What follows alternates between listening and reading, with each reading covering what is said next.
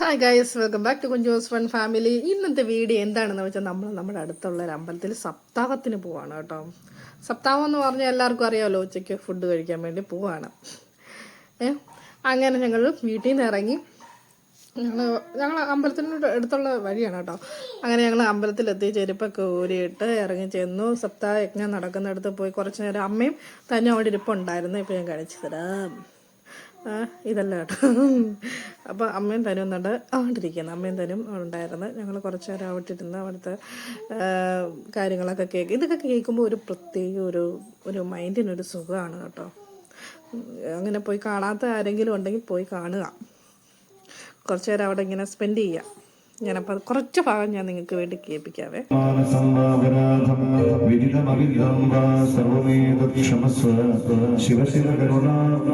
ശ്രീ മഹാദേവ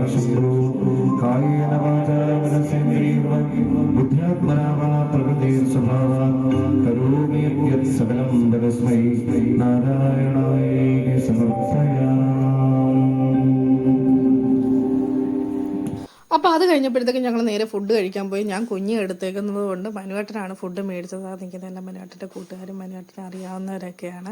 അപ്പം ഞാൻ വീഡിയോ എടുക്കുകയെന്ന് ചോദിച്ചതിനെ കളിയാക്കുകയൊക്കെ ചെയ്ത്. അപ്പം ഇതാണ് ഫുഡ്. അടിപൊളി ഫുഡായിരുന്നു. ഒന്നും പറയാൻ പറ്റത്തില്ല. എന്താണെന്ന് പറയുന്നത്, ഈ അമ്പലത്തിൽ നിന്ന് കിട്ടുന്ന ഫുഡിനൊക്കെ ഒരു പ്രത്യേക ടേസ്റ്റാണ്. അത് എത്ര തിന്നാലും മതി വരുത്തില്ല. എന്നാൽ കുറച്ച് കുറച്ച് നമ്മൾ ചോറ് കഴിക്കുമ്പോഴത്തേക്കും നമ്മളെ വയറ് കയറിയങ്ങ് നിറയും അങ്ങ് അതേപോലെയാണ്.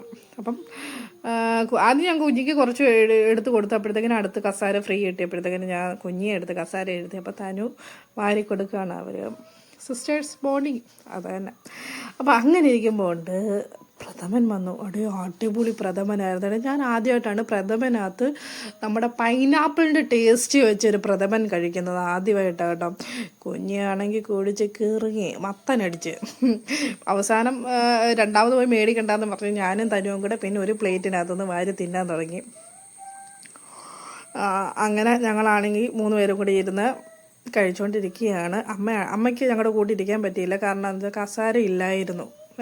അപ്പോൾ അപ്പുറം ഇപ്പുറമായിട്ടാണ് ഞങ്ങൾ ഇരുന്നതും കഴിച്ചതുമൊക്കെ. തനുവിനാണെങ്കിൽ ഇനിയും പായസം വേണമെന്നുണ്ടായിരുന്നു. പക്ഷേ നല്ല മധുരം ഉണ്ടായിരുന്നു കേട്ടോ.